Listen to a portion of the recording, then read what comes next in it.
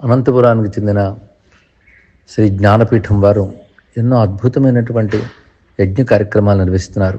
ముఖ్యంగా శ్రీ విద్యా సంబంధమైన యాగములు చేస్తూ దేశము, ధర్మము, ప్రకృతి క్షేమంగా ఉండేటట్లు, పరదేవత యొక్క అనుగ్రహం లభించేటట్లు చక్కగా చేస్తున్నారు. పెద్దలు బ్రహ్మశ్రీ కోటేటి శ్రీనివాసరావు గారి శిష్యమండలి అంతా ఇక్కడ ఉంటూ ఈ కార్యక్రమాలను చేయడం శేషమైన అంశం. ఇప్పుడు తలపెట్టినటువంటి అత్యద్భుతమైన కార్యక్రమం శ్రీ సిద్ధగణపతి యాగం.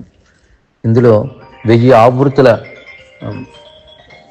ఆవృత్తుల గణపతి అధర్వశీర్షం జరగడం, వాటి హోమాలు జరగడం, అదేవిధంగా మూల గణపతి మంత్రం అనేక మంది శ్రద్ధాభక్తులతో జపం చేసి హోమం చేయడం, ఇవన్నీ ఎంతో ఆనందకరమైన అంశములు. ఎందుకంటే మహాగణపతి అనుగ్రహం ఉంటే సర్వదేవతల అనుగ్రహం ఉన్నట్లే.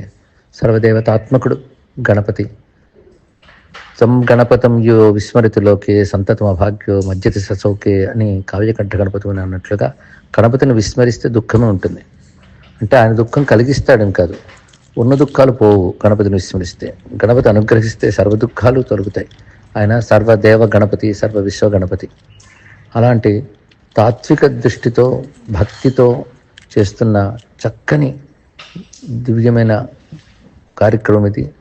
శ్రీ గుహానంద మండలి శిష్య బృందం అంతా కూడాను కొన్ని లక్షలు జపం చేసి, కొన్ని మండలాలు తర్పణాదులు చేసి ఒక దీక్షా విధానంతో గొప్పగా చేస్తున్నారు. ఇలాంటి జరగడమే అరుదు. ఇలా జరిగితేనే గొప్ప క్రతువు అవుతుంది. చాలా సంతోషిస్తూ ఈ కార్యక్రమం దిగ్విజయం కావాలని ఒక దక్షులైన గురువులు అక్కడ ఉన్నారు కనుక చక్కగా జరుగుతుంది. గణపతి అనుగ్రహం మనందరిపై ప్రసరించాలని ప్రార్థిస్తూ స్వస్తి.